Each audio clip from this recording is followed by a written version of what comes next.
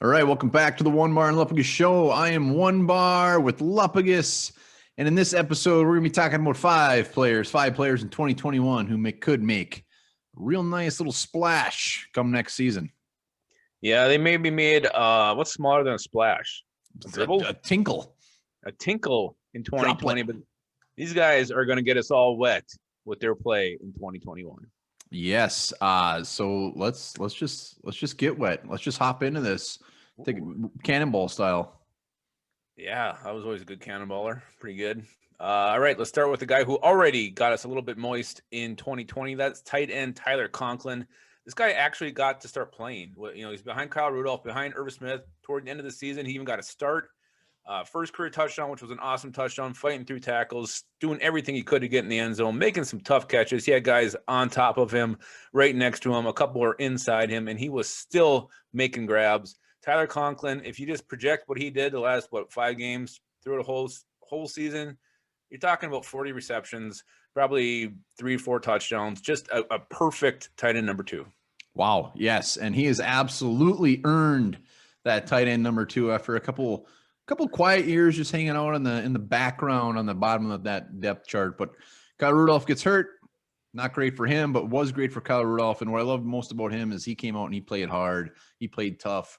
Very good receiving tight end and has gotten better as a blocker. And yes, I know you're smirking because I said he came out and got hard. So is there something you want to get off your chest? No, I was just looking at who's next.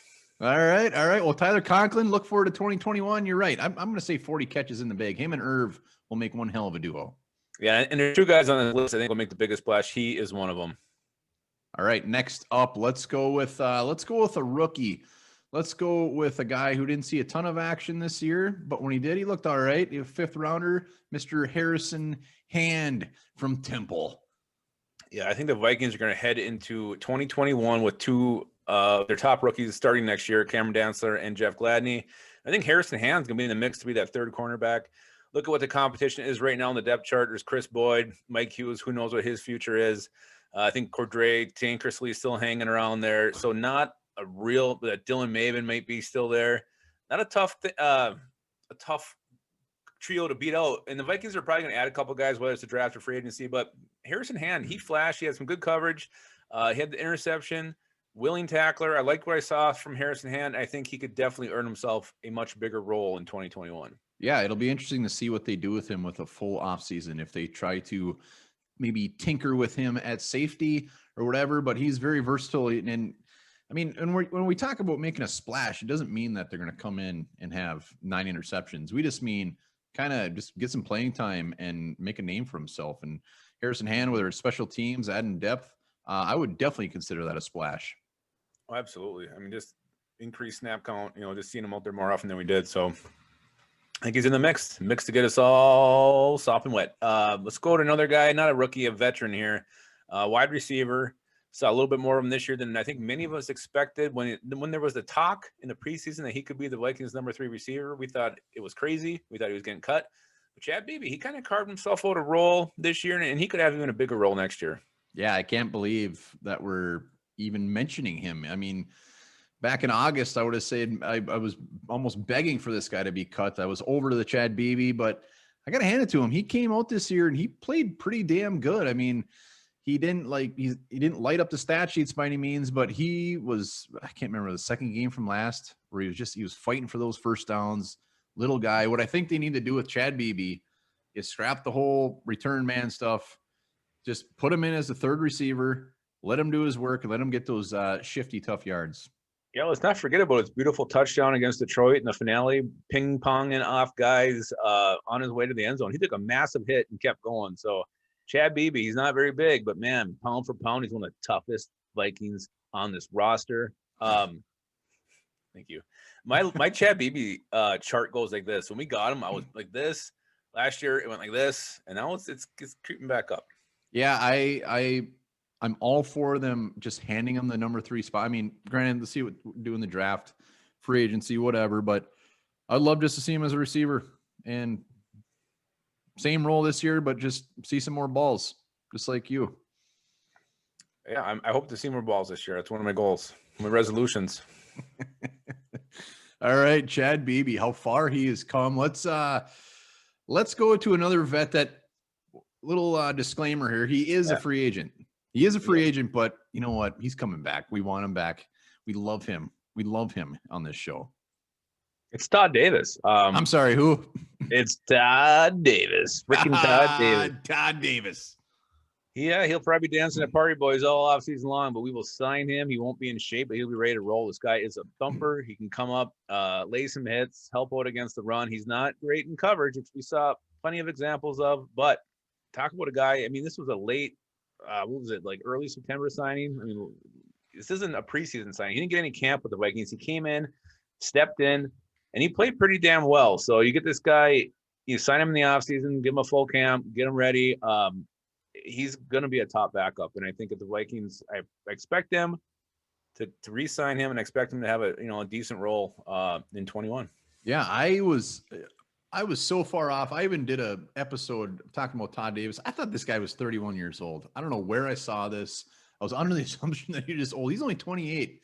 And what I love about Todd Davis is his run stuffing ability. I mean, that's what we need. We need all the help we can get there. And if we got Eric Kendricks and Anthony Barr out there doing their thing, I'm just fine having one guy out there that's not very good in coverage. And I think if he came back and we had Barr, Kendricks, whoever it is, I know Wilson's free agent, but he ain't coming back. I'd be all for him even starting with those two guys. I don't want to start him over Troy Dye. Over Troy Dye. Give Dye another year. Let Toddler go out there and rip it up. So you did a whole video saying he was 31 years old? The whole video was not about his age, but I did reference the fact that he was old and 31, and somebody called me out in the comments, and I looked it up, and I was shocked to see he was only 28. Yeah, I'm thinking about Todd Johnson or something. I don't know who I was looking up. It wasn't Todd Davis. But yes, Todd Davis, if he comes back, I think he absolutely could start, and I think he could definitely make a splash. Sploosh. Ooh. All right, we got one left. Another rookie.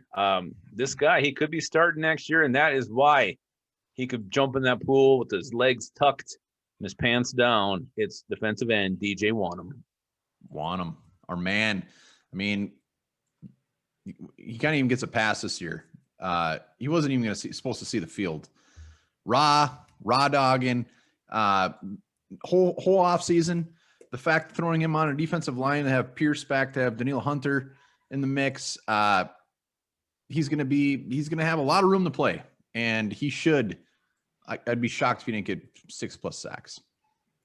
Yeah, you wonder if maybe he, conditioning wise, he did tail off toward the end of the season. He kind of was hot about the midpoint. When he came in, yeah, he sacked Rodgers. Well, everyone will love him for that for quite a while here. But yeah, I just wonder if maybe he got tired. But yeah, he had great burst, a lot of pressure on the quarterback. He was the Vikings' best pass rusher there after Yannick Ngakoue left, and I don't think that's really up for debate. But he did kind of fade out. So you hope he comes back full, preseason, full off season, gets ready, gets in shape, and he will compete for a starting job, even if Vikings use a high pick on a rookie, because I think they want some guy with some experience in there, and they're not just going to hand the job to a first-round draft pick. Yeah, DJ Wanham. I think he's we already said it. The sky's the limit for this guy. We'll see what Patterson can do with him. He's done wonders with some of these defensive linemen. Yeah, he made Jalen Holmes into the All-Pro that he is today. Well, we don't count him. But DJ Wanham, very excited. Big old splash. Those are our 5 guys. Yep, and I said the 2 guys I thought would make the biggest splash, and it's Conklin and Wanham to me. I think those 2 had the highest chances of making us the most wet, I guess is the only way to say it. It's accurate. Talking splashes. All right. Those are the 5 guys who make a big splash in 2021. And here's something that's going to make a splash in your memories. I don't think I've used this one before, but if I have, you're going to hear it again. It's worth repeating. The Lion King will forever hold a record for best-selling VHS of all time with over 50 million copies sold.